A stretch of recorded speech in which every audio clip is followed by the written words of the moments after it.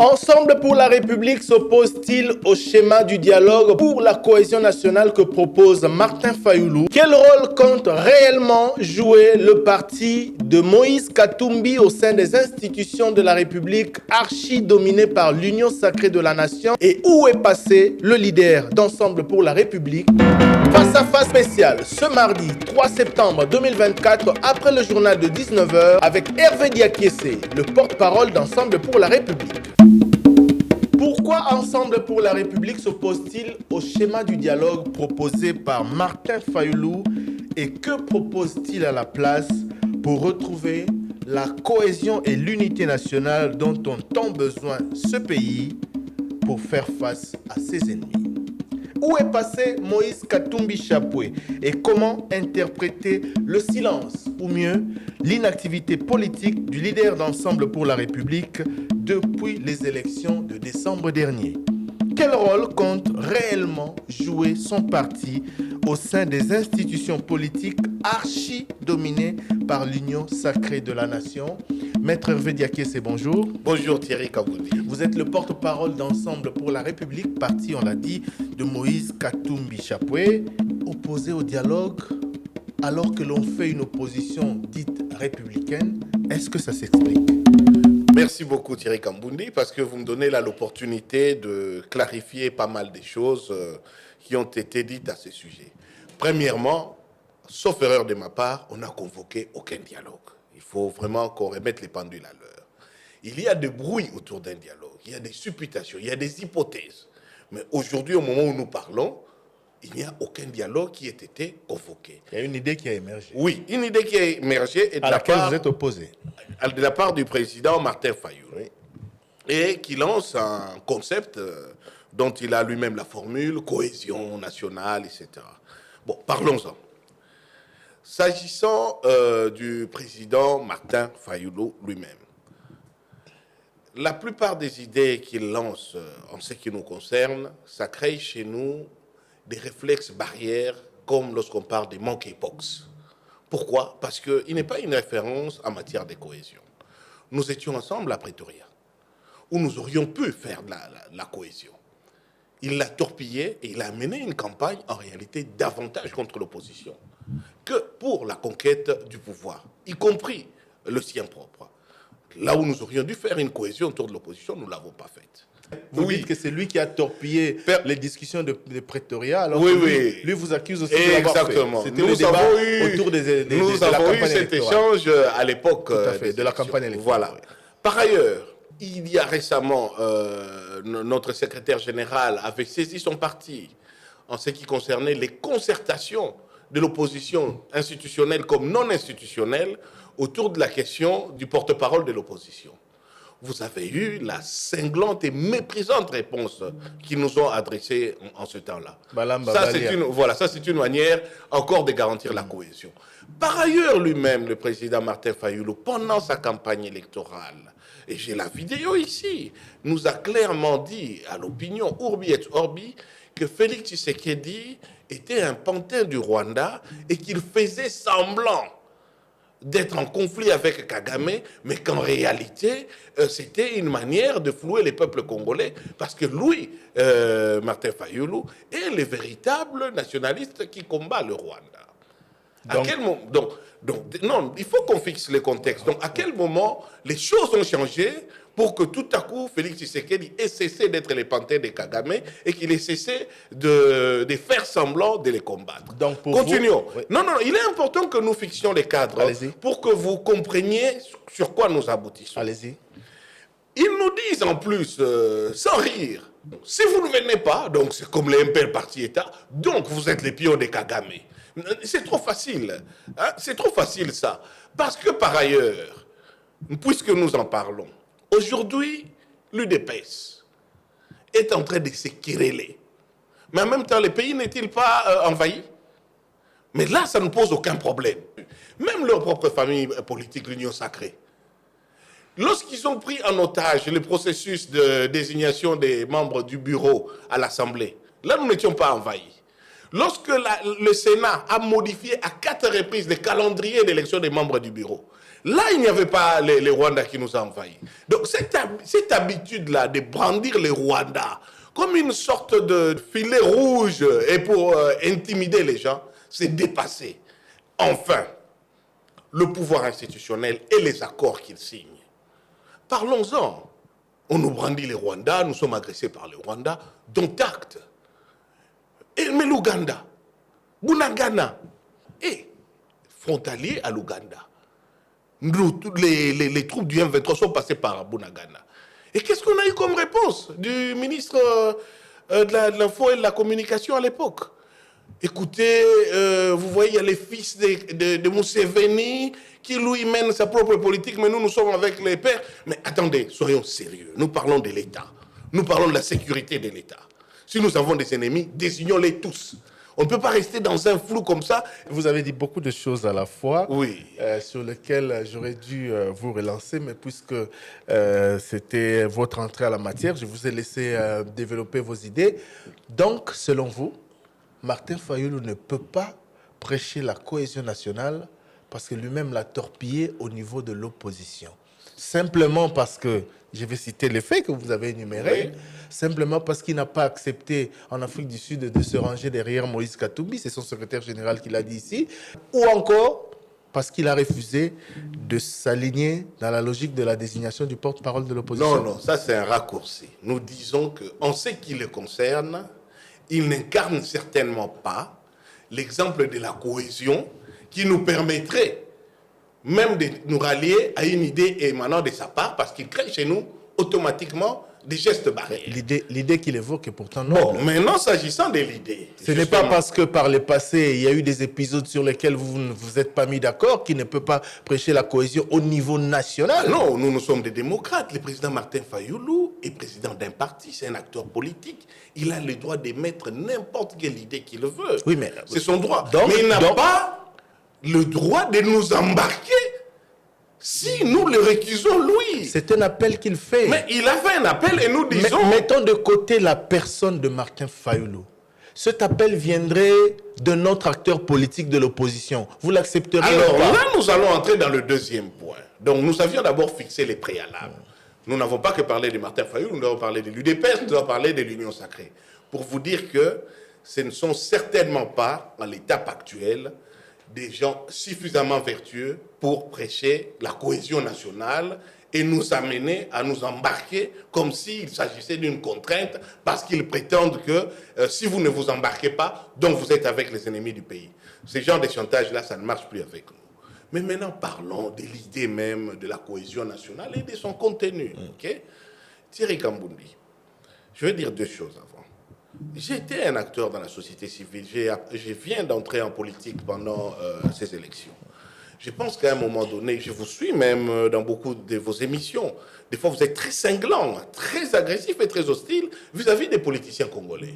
Parce que vous dites qu'en fait, en réalité, ces gens, c'est les pouvoirs et rien d'autre. Nous, on est quand même entré en politique pour changer les choses et parce qu'on croit aux valeurs. On ne peut pas juste à tout moment nous retrouver, on vous brandit les dialogues, tout le monde s'agite et tout le monde doit entrer parce qu'en fin de compte, on va parler des partages de pouvoir. Et tout politique qui vous dit le contraire est un menteur. Pourquoi? Parce que si nous nous mettons d'accord pour la mise en œuvre de certaines politiques et de certaines réformes, alors nous devons être là pour les appliquer. Sinon, c'est un non-sens. Devos Kitoko a dit ici, devant la nation, Martin Fayulu l'a répété dans son meeting, qu'il est hors de question pour lui et pour son parti d'adhérer ou d'entrer dans un gouvernement au terme du dialogue qu'il préconise. Et très bien, et vous l'avez relancé pour lui dire, mais si vous avez un plan, notamment des réformes, si vous n'êtes pas dans les institutions, vous allez les changer comment? Et si les institutions refusent, vous allez les changer comment? Il n'a pas su vous répondre. Parce que c'est une affaire de bon sens et des pratiques. Mais revenons-en. Le principe, nous sommes d'accord. Le principe que les Congolais se parlent. J'ai d'abord répété ce qui indigne la population. Ce qui nous indigne aussi par rapport aux valeurs politiques que nous avons, de ne pas toujours nous agiter. Pourquoi? Les gens peuvent avoir mené des politiques désastreuses, ils ont triché aux élections, ils ont eu les machines à voter partout chez leurs candidats, et puis tout à coup ils se retrouvent dans l'impasse, et ils vous appellent à les rejoindre. Nous avions rejoint Félix Tshisekedi, vous vous rappelez? Nous l'avions rejoint lorsque le FCCK a implosé. Okay?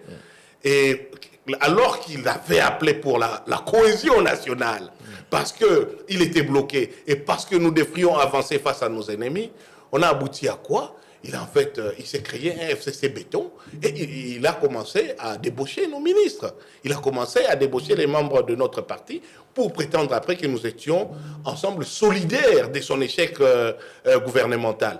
Et vous nous aviez toujours reproché ça. Chaque fois que nous avions dit, ah oui, mais vous étiez partis, vous avez dialogué. Okay. Donc cette fois-ci, nous n'irons pas les yeux bandés. Mais quelles sont les conditions? Justement, voilà. Donc, vous n'êtes pas totalement opposé à l'idée d'aller dialoguer avec les autres, mais tenant compte de ce qui s'est passé récemment notamment, vous imposez des conditions. Premièrement, permettez-moi juste de rectifier la phrase. Aucun Congolais ne peut être contre le fait de nous parler pour le pays.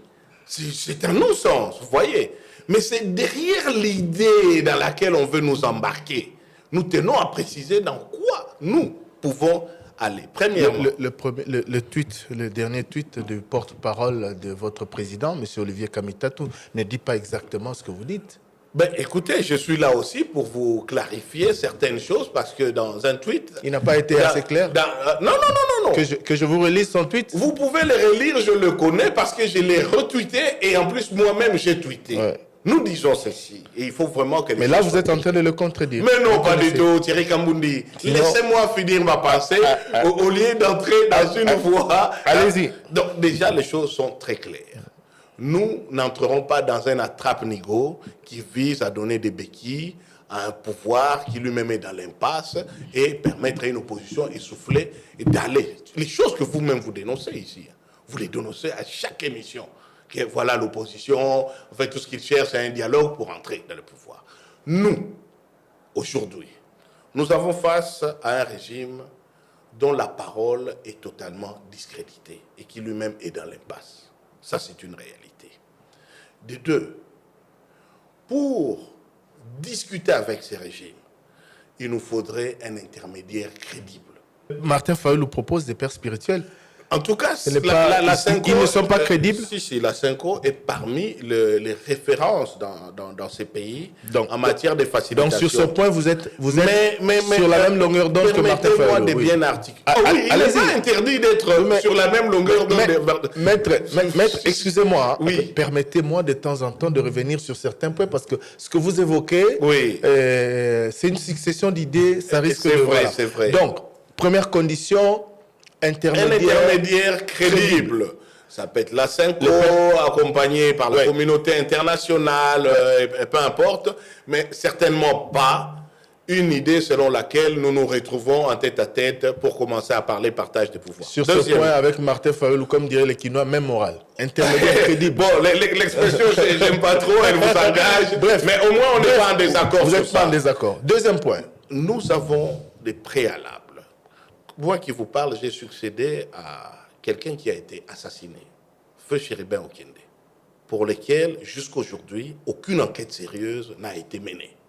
Et bien au contraire, on nous a intimidés pour nous convaincre qu'il s'est suicidé. Et ça, c'est inadmissible. Et nous voulons une suite à cette enquête. Nous avons Maître Dido Kakising pendant la campagne électorale, qui a été aussi tué, et dont nous n'avons connu aucun procès sérieux. Nous exigeons une suite judiciaire, immédiate. Nous avons à Kilo des personnes qui ont été assassinées. À Louilou, il y a même à peine une semaine, des gens qui ont été abattus. On prétend que c'était des Maïmaï. Il y a même les Ouazalendo qui ont été tués à Goma. Quand les ministres de la communication ont dit non, en fait c'était une bavure, ça arrive aussi aux États-Unis. Donc vous avez déjà vu des marines américains aller tirer dans une église. Et c'est normal. Ça, ce sont les préalables que vous proposez. Pourquoi? Et je n'ai pas. Ça c'est en ce qui concerne les pertes en vie humaine.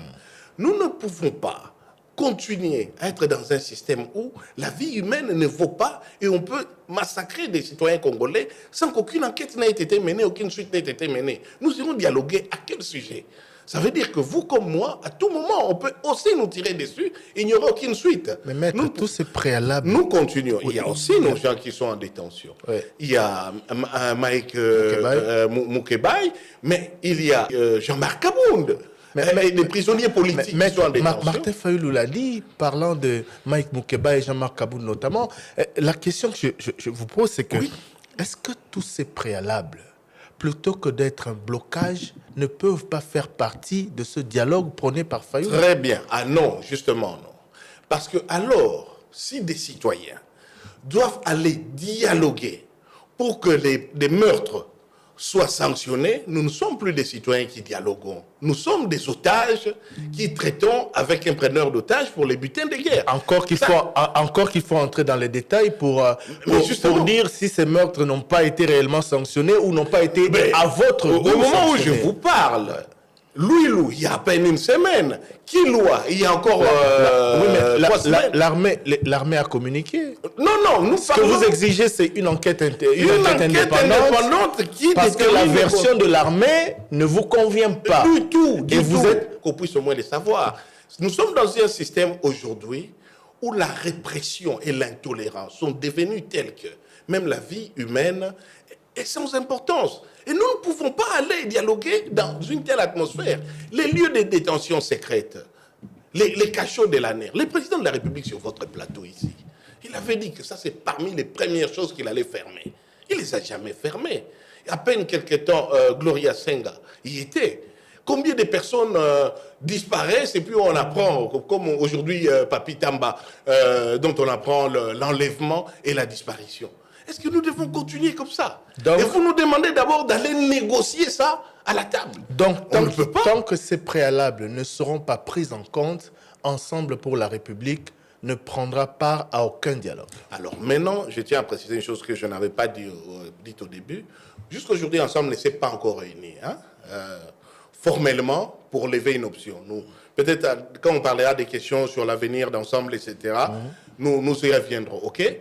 Les points de vue que je suis en train de développer sont les points de vue que nous avons eus en concertation avec le président et son porte-parole. Ok? Donc le parti, les organes du parti pour lever les options pourront les lever. Nous sommes un parti démocratique. Il y a aussi certains parmi nous qui pensent que oui, mais on peut quand même aller dialoguer. Mais personne dans Ensemble ne vous dira qu'il peut aller dialoguer en marchant sur les sangs de Chérubin ou Kende. Personne n'ira d'Ensemble en vous disant qu'il peut aller dialoguer alors que Mike Moukebaye est en train de pourrir en prison. Pas plus que notre base, qui est totalement hostile à donner des béquilles à un pouvoir qui a triché. Et qui est aujourd'hui dans l'impasse et qui cherche des béquilles. Nous ne partons pas pour ça. Si nous devrions partir, c'est pour parler alors de l'avenir des institutions et de la manière de peser là-dessus. Mais là, c'est hypothétique. Parce que, je le répète, aucun dialogue n'a été convoqué. Nous faisons une tempête dans un verre d'eau. Vous ne me direz pas aujourd'hui qu'il y a eu un dialogue, qu'il y a un ordre du jour, etc. C'est des idées qui sont lancées. Et nous répondons à ces idées lancées. Est-ce que vous ne donnez pas raison à ceux qui accusent les acteurs politiques de trop personnaliser certains débats à intérêt national? Très bien. Parce que pour vous, puisque l'idée vient de Martin Fayoulou, lui ne peut pas parler cohésion nationale pour tout ce qu'il a fait. Ah, vous voyez, mais là, quand même, c'est un raccourci dangereux. Je vous ai placé les cadres. Je n'ai pas que parlé de Martin Fayoulou. Je vous ai parlé des idées qui sont dégagées, qui nous amènent à dire, voilà, nous avons le monopole de la cohésion et du patriotisme. Si vous ne nous suivez pas, donc vous êtes avec les Rwandais. C'est ça qu'il fallait dégager. Lorsque Martin Fayoulou demande que Moukebaye soit dehors, est-ce que moi, j'allais les contester? Non. Mais nous parlons de quoi? D'abord, il n'y a pas de dialogue. Le dialogue n'a pas été. C'est une idée. Aucun Congolais ne peut refuser que nous nous rencontrions. Pour parler. Voilà, pour parler. Mais au regard de l'expérience passée, l'expérience que vous-même, Thierry Kaboundi, ici, dans vos médias, vous attaquez à tout moment. C'est toujours après, vous allez, vous discutez, et puis au nom du peuple, vous prenez les pouvoirs et vous oubliez tout ça. Nous sommes allés répondre à un appel patriotique. On nous a craché dessus et on a voulu nous rendre solidaires de l'échec du régime passé qui est passé par la tricherie. Donc cette fois-ci, nous disons, voilà, les préalables et les garanties de respect des engagements. Nous allons pour discuter quoi? Si vous me dites, bon voilà, vous partez pour discuter le fait que nous sommes agressés. Nous sommes agressés par qui? Le Rwanda. Et l'Ouganda. Oui, mais on en parle ou pas? Ça fait partie du problème. Mais justement, justement, Maître Diakité, oui. Martin Fayoulou évoque le danger qui guette le pays, le risque de balkanisation. Oui. Il y a des problèmes, il y a des frustrations au sein de la maison. Oui. Lui-même en est victime. Il l'a répété dans son meeting le samedi dernier. Oui. Mais il en appelle à un sursaut patriotique. Au-delà de tout ce qui peut nous diviser, au-delà de tous ces préalables qui sont, pour beaucoup, fondés, le danger est plus important et plus grave. Mettons-nous autour d'une table, discutons. Est-ce que ce n'est pas un appel qui peut vous pousser à vous surpasser et abandonner les préalables que vous évoquez? Mais en fait, c'est bien ça le problème. Mais présenter ainsi, je vous l'ai dit, quel Congolais va refuser?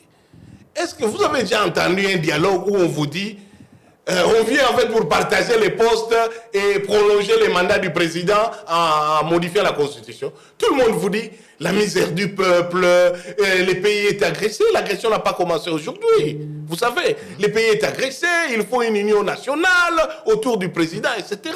Ce n'est pas la première fois, vous le répétez d'ailleurs, plus que moi dans vos médias ici. Donc la question, ce n'est pas ça. La question est qu'il n'y a encore pour le moment aucun dialogue. De dessus, c'est le dialogue du président Martin Fayoulou, geste barrière, monkeypox. Si d'autres personnes nous disent, et nous vous avons dit, la Cinco nous invite, nous irons d'abord avec nos préalables, parce que nous avons confiance le dialogue, au Père spirituel. Le dialogue n'est pas, ce n'est pas le dialogue de Martin Fayoulou. Non, mais nous vous avons déjà dit. Il a lancé une idée, elle ne date pas d'aujourd'hui. Mais écoutez, il n'y a pas de problème. Félix Tshisekedi aussi avait lancé l'idée de faire le front commun autour de lui. On en a tiré les conséquences. Vous, ici, chaque fois nous vous disions, on n'est pas comptable de son bilan. Vous dites non, vous avez travaillé ensemble. Alors, on n'a plus le droit, aujourd'hui, de tirer les conséquences du passé pour dire, OK, préciser les choses. Un, nous voulons les préalables que nous avons donnés. Deux, nous voulons savoir qui le convoque, quel est son ordre du jour et qui sont les médiateurs. D'accord, soyons plus concrets. Si c'est le président qui, comme Joseph Kabila l'a fait en 2016, convoque le dialogue, mais en confie la médiation à la Cinco ou au père spirituel, vous y allez ou pas? Le président, vous avez le problème chez vous, c'est qui convoque. Oui. Si c'est le président, parce qu'il faut bien que le président... il a le pouvoir italien. Si c'est lui qui le fait, mais il dit, puisque vous voulez un médiateur neutre, les pères spirituels, je leur confie cette tâche. Vous y allez ou pas? Le format ne pose aucun problème lorsque l'ordre du jour est clair, les préalables sont rencontrés et surtout les garanties des respects de la parole. Jusqu'aujourd'hui, ensemble, je les répète, parce que là, j'ai même mon opinion, ne s'est pas encore réunie sur la question. Mais ce qui est certain, nous n'allons plus nous faire embrigader, comme on l'a fait avec les FCC Cash, quand ils se sont séparés, OK, et pour nous amener dans un FCC béton. Donc là, vraiment, là, ils peuvent oublier. On n'entrera pas dans leur histoire. Donc, si on a des médiateurs sérieux, un ordre du jour clair, et surtout nos préalables là, on doit savoir qui a tué Chériba. Nous ne prenons pas ça à la légère. Et donc, on doit savoir qui massacre les gens au Katanga, qui ont massacré les Wazalendo, et qui, les cachots qui continuent à être ouverts alors même que le président s'était engagé que les cachots secrets ne doivent plus exister dans ce pays. C'est donc à ce prix qu'Ensemble pour la République pourrait prendre part à ce n'est pas à ce prix comme si c'était un butin. Oui, c'est le respect des engagements constitutionnels. On a bien compris. Oui. C'est sur base de ces valeurs. De la prise en compte de vos ces valeurs. Là. Oui. Mais qui sont des valeurs constitutionnelles. Voilà. Qui sont des valeurs constitutionnelles. La vie est sacrée. La liberté est sacrée. On a bien compris. Les cachots secrets n'existent pas. Félix Tshisekedi, il a dit sur votre plateau ici. Et il ne les a toujours pas fermés. Où est passé Moïse Katumbi Chapoué? Deuxième à la présidentielle... deuxième, il n'y a pas eu de deuxième. Deuxième à la présidentielle de décembre 2023, selon des chiffres de la CENI, confirmés par la Cour constitutionnelle. Depuis, on ne l'entend pas, ou presque. Depuis, l'inactivisme politique est quasi constaté. 8 mois après Le leader de la principale force politique de l'opposition s'est mué dans son silence. Pour quelle raison? Moïse Katumbi n'était pas deuxième dans les élections de la machine à voter, mais là, ce n'est pas le débat. Alors, le président Moïse Katumbi n'est pas de ceux qui perdent le temps dans les discours. C'est un homme d'action.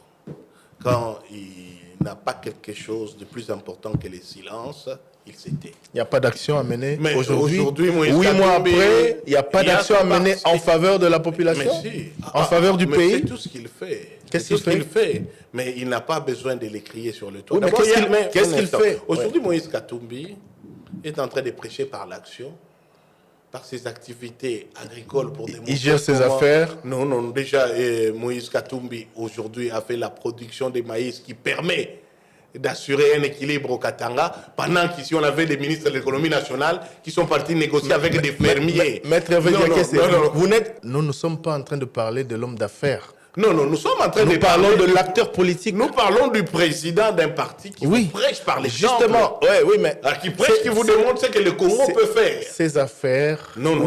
Sa casquette d'homme d'affaires, excusez-moi. Oui. Elle concerne beaucoup de Congolais qui bénéficient certainement de ces actions. Oui. Mais je parle politique. Je vous parle justement comment ces questions influent sur la politique. L'affaire du maïs.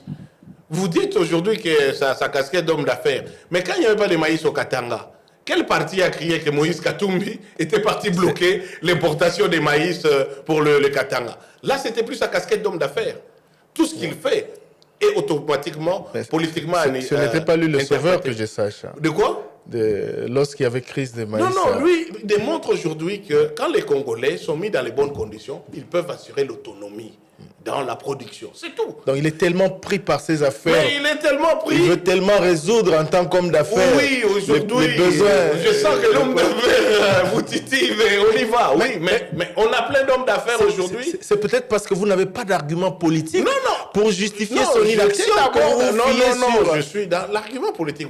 Je vous ai déjà dit, vous me dites, il est parti aujourd'hui, il est occupé aujourd'hui à prêcher par l'exemple que le travail permet à un pays d'avancer et non les discours. Et ce travail passe notamment par ses activités agricoles. Vous aussi, vous avez des projets agricoles. Alors, maintenant, revenons sur... Vous êtes avocat, non? Oui, je suis avocat. Quoique porte-parole d'Ensemble pour la République, vous continuez à exercer comme avocat. Oui, je continue dans certaines affaires, mais quand on est de l'opposition, on ne voit plus beaucoup. Mais vous continuez à exercer comme avocat. Oui, bien sûr, ouais. Mais on n'est pas là pour parler de l'avocat. Non. On est là avec le porte-parole politique. Nous parlons politique. Politiquement, on ne sent pas Moïse Katumbi sur le terrain. Alors, je peux maintenant répondre. Je vous ai donc dit qu'il prêchait par l'exemple dans ses activités. Oui, ensuite. Deuxièmement, il a un parti politique. Il n'est pas besoin pour que Moïse Katumbi soit omniprésent. Son parti est à l'Assemblée nationale.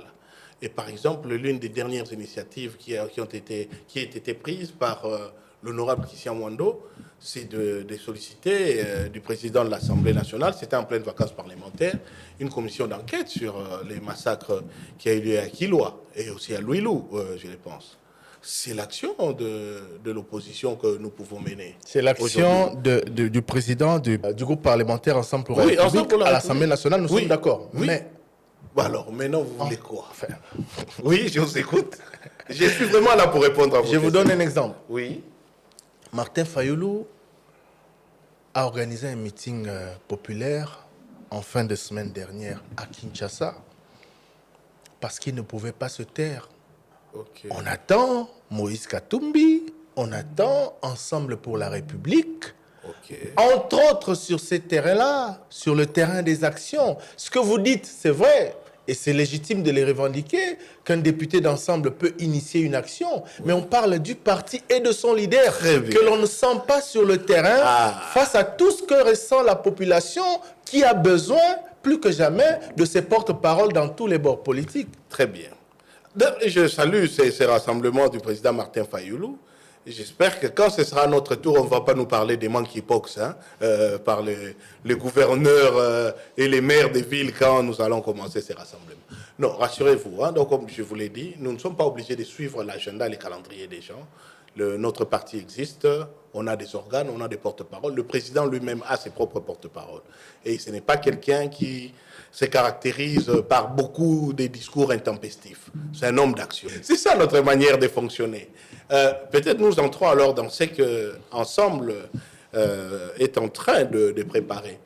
Vous savez que la dernière initiative politique du président Moïse Katumbi était de créer un comité d'organisation et des préparatoires en fait de la convention d'Ensemble pour la République. Vous vous rappellerez qu'après les élections, on a d'abord dû tenir des assises à Lubumbashi au mois de février 2024 pour lever quelques options en ce qui concernait notre action dans l'opposition. Donc après plus de 6 mois, maintenant on va arriver presque à... on est au 9e mois de l'année.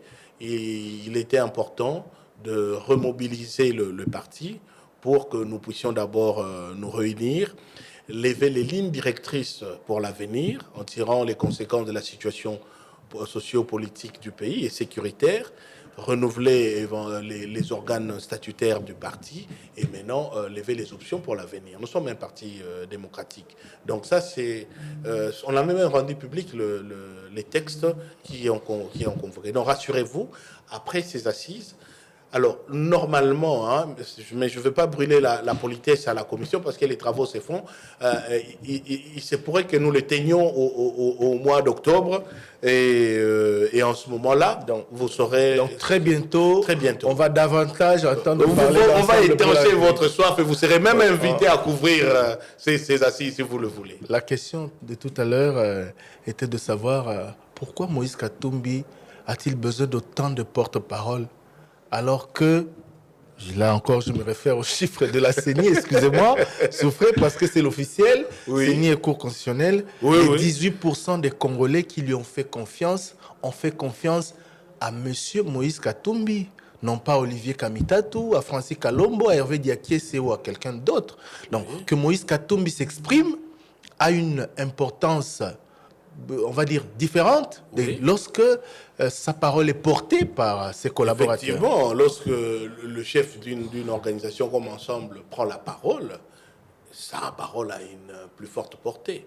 Mais dans le quotidien, justement, il y a des porte-paroles, parce que la parole du chef est sacrée, elle ne doit pas intervenir de manière intempestive. En 8 mois, il n'a parlé qu'une fois. Et où est le problème? C'est interdit par la Constitution? Non, c'est pas interdit.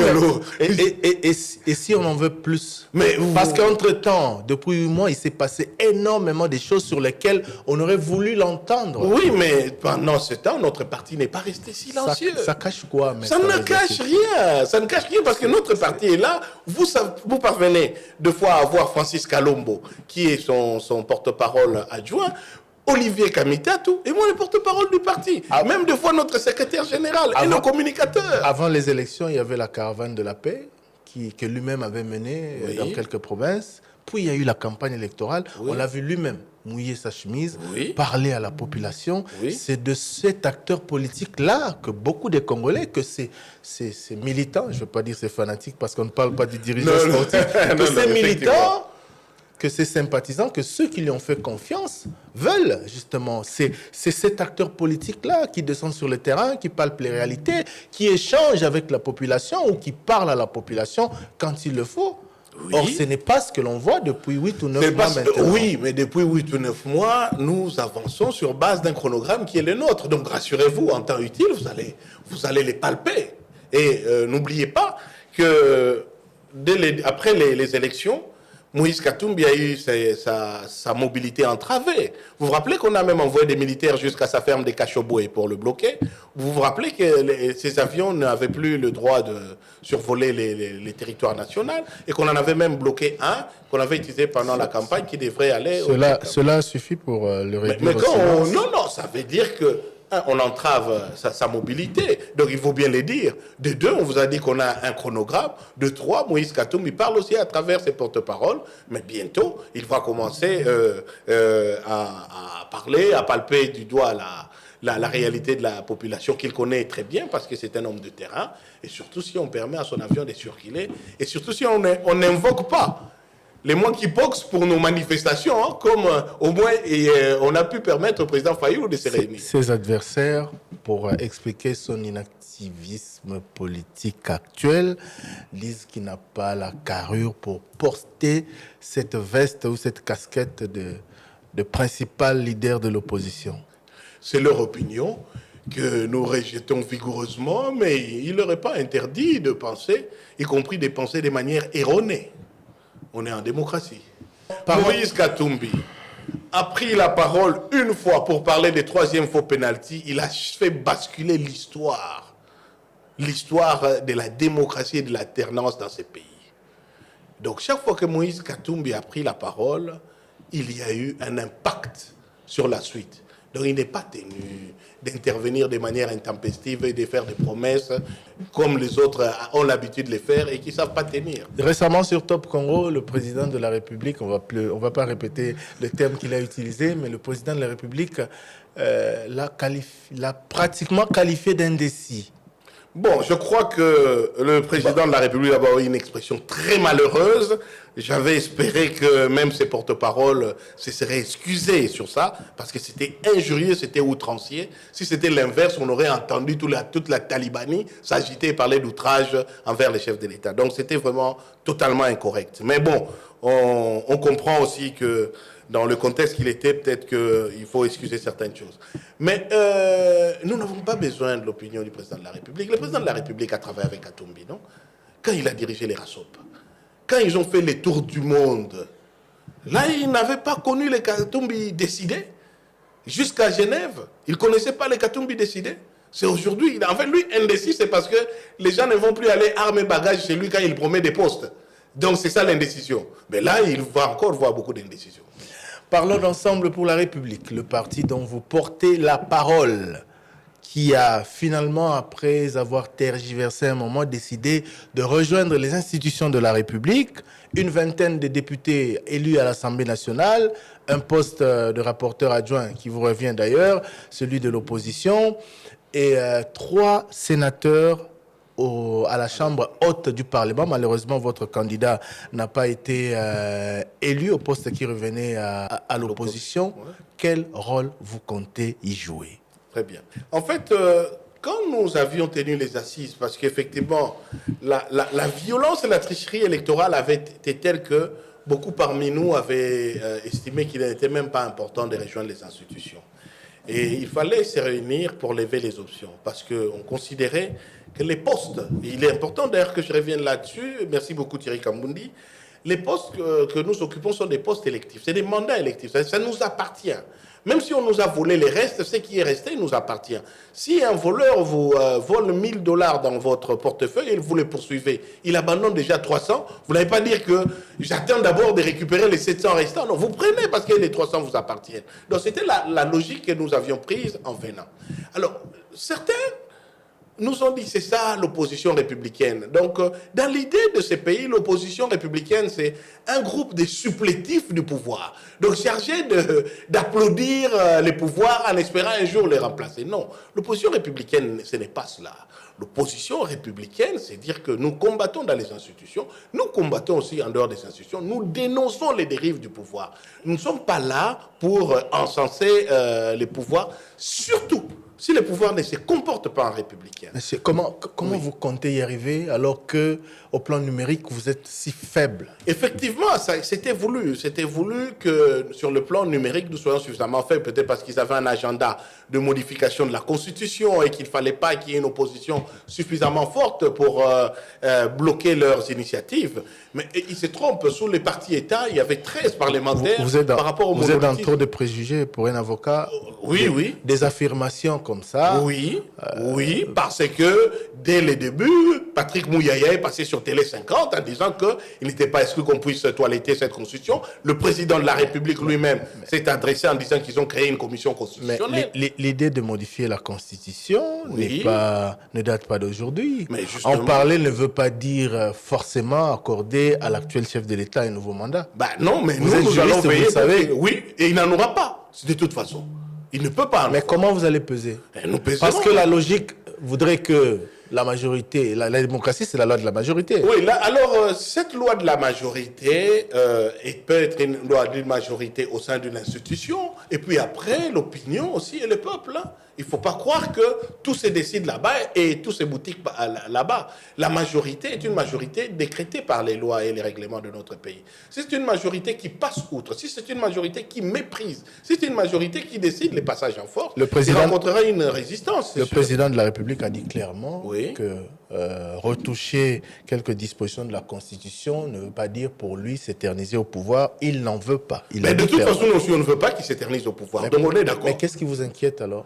Parce que beaucoup aussi ont dit la même chose. On n'est pas obligé de les croire sur parole. Ce n'est pas un pasteur et il n'est pas Dieu. Il peut changer d'avis. Donc vous n'êtes pas là, malgré que les chiffres ne se jouent pas en votre faveur, vous n'êtes pas là pour accompagner la majorité au Parlement. Absolument pas. Nous ne sommes pas là pour les accompagner. Vous comptez réellement jouer le rôle. Les rôles est dans les institutions et en dehors des institutions et utiliser en fait tous les mécanismes dont nous disposons pour exister là-bas et continuer les combats. Ça, c'est sûr, sur le plan institutionnel. Donc, quand les gens nous disent notamment, voilà, vous êtes dans les institutions, donc en fait, vous êtes avec les régimes. En fait, ils ne comprennent pas que nous parlons des mandats électifs. Un mandat électif, c'est un mandat que le peuple a donné. Ça ne veut pas dire que les institutions sont une propriété de l'union sacrée. Lorsque vous avez rejeté tous les résultats des élections, vous n'évoquiez pas cette justification-là. Mais non, parce que... Il faut l'avouer, vous avez changé de position. Non, du tout. Alors, c'est la position que je vous ai dit. On nous a volé $1000. 300 sont tombés en cours de route. Nous avons récupéré, mais les restes sont partis dans la machine à voter. Oui, donc nous récupérons nos 300. Quand on vous vole $1000 et que vous dites, on n'y va plus, parce que de toutes les façons, c'est du n'importe quoi, c'est de la tricherie. Et puis, à un moment donné, vous vous réunissez pour dire, on y va quand même. Oui, parce que c'est un changement de position. Non, c'est récupérer nos 300. Ce sont nos voix. C'est pas les leurs. C'est pas les voix. On ne vous le refuse pas. On constate toutes juste les machines à changement voter étaient dans les camps de Tshisekedi. Il ne faut pas oublier ça. On constate juste que dans votre chef, il y a eu changement de position à un moment. Non, du tout. Avant, vous avez dit non. Votre président a dit qu'à l'heure actuelle, il est hors de question que nous puissions siéger dans ces institutions. Puis, à un moment donné, vous avez décidé d'y aller quand même. On nous a volé nos voix. Pour beaucoup, il fallait tout laisser. Pour certains, ils ont dit, même les voix qui restent nous appartiennent. Et nous devons, au moins pour notre peuple qui s'est déplacé pour nous, aller siéger. On est cohérent. Dernière question. L'opposition républicaine, qui est celle qui propose aussi, au-delà de la critique. Oui. Moïse Katumbi, dans sa tournée lors de la campagne électorale, a dit qu'il avait un plan pour terminer la guerre en 6 mois. Oui. Est-ce que pour l'intérêt national, vous ne pouvez pas, en tant qu'opposition républicaine, mettre sur la table ce schéma de sortie de crise, de fin de la guerre en 6 mois? Sur la table de qui? Qui nous a déjà... Proposer cela à ceux qui dirigent? Mais ceux qui nous envoient des militaires, qui ne nous invitent pas. Moïse Katumbi ne peut-il pas aujourd'hui, pour l'intérêt national, proposer son schéma de fin de crise à Félix Tshisekedi qui dirige le pays? Écoutez, je le répète, Félix Tshisekedi ne l'a pas demandé, il n'est pas preneur. Vous avez besoin Nous avions proposé vous attendez qu'il le demande? Mais oui, c'est lui qui en a besoin pour le pays. C'est lui qui a prêté serment pour le pays. Il est payé pour ça. Martin Fayulu n'a pas attendu la main tendue de Félix Tshisekedi pour faire quoi? Pour mettre fin à la guerre? Pour appeler un dialogue? Mais oui. Mais le président Tshisekedi aussi a vendu un schéma qui a échoué. Aujourd'hui, la guerre continue. Oui, donc il a échoué. La guerre continue. Aujourd'hui, la guerre continue. Est-ce que vous ne pouvez pas, pour l'intérêt national, lui proposer cette... Eh bien oui, s'il nous invite, on en parlera. Mais il vous invite... Ben non, il n'a pas invité, on n'a convoqué aucun dialogue, on ne connaît aucun cadre.